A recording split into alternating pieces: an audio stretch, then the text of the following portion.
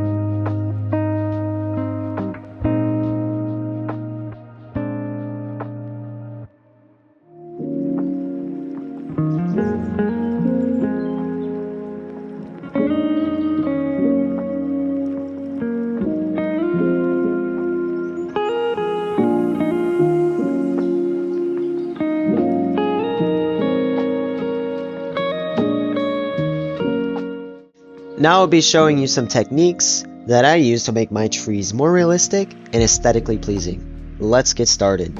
Here I have an oak tree without leaves and only the branches. And the branches are really a foundation for the tree, and the way that you shape your branches will ultimately decide the final shape of the tree. So a few techniques that I used. One, when you're building the tree, make sure that you're rotating around it as you build it so it looks good from every angle. One thing to remember is that you're building in three-dimensional space.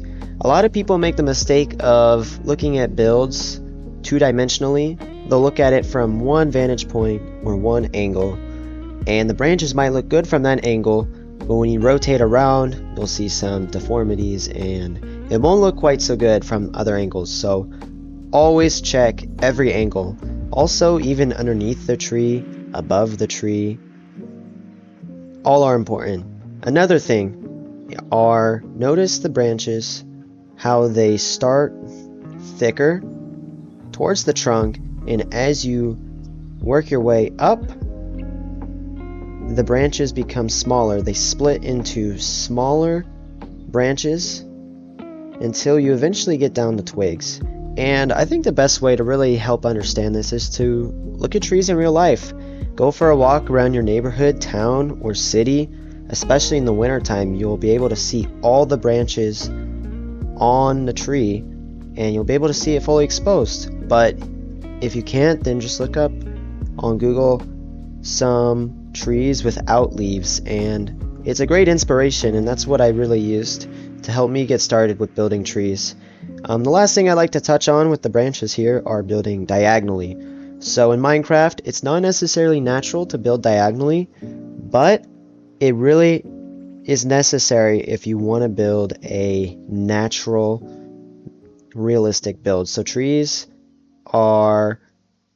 they have curves, they have twists and turns in real life, and it's important to replicate this in Minecraft. So you can see here, I work with diagonals. From the horizontal plane here, you can see how the branches spread out from the center.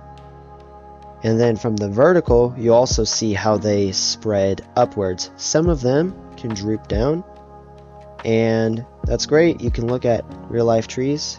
They don't always follow a perfect pattern. They grow naturally and randomly at times, and it really is trial and error. I think you just have to build a lot of trees and gain an intuition for it. This tree right here is the exact same tree, but with added leaves. And one technique that I use for my leaves that not all builders do, and this is optional, but I don't actually clump my leaves together. I space them out slightly. So what I mean is they're always touching diagonally, not directly. The faces of the block are not making contact with each other, only the edges. So if I did this correctly, there should be no clumps of leaves. Overall, I think this gives the tree a more aesthetic design and a fluffier appearance. So a few techniques. When you're building the leaves, always start by placing the leaves on the branches, and you'll end up with some clumps of leaves on the branches. You'll start at the ends, maybe add some leaves on the branches, and you'll end up with several large clumps of leaves. You'll want to connect those clumps of leaves and work your way outwards. So not all the leaves on this tree are obviously connected to the branches, but that's where you want to start.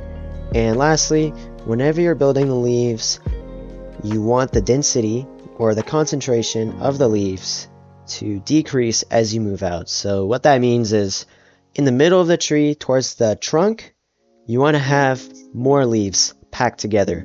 But as you work your way out, you want the leaves to become thinner and there not to be as many leaves.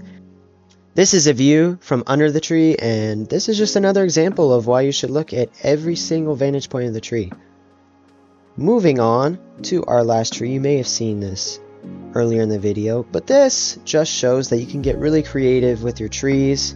You can use different colors. If you want to make a cherry blossom tree, use pink blocks. You can also do different seasons. And here you can see I use some unique blocks. I use some glazed terracotta and some gold, as well as stained glass and stained glass panes. And when you're building these unique trees, give yourself permission to use blocks you wouldn't normally use for trees. In building, we often use blocks that aren't necessarily used for their purpose. Glazed terracotta wasn't necessarily designed for tree building, but you can make some beautiful trees with glazed terracotta. So overall, this is my showcase. I hope you enjoyed the video and learned some things.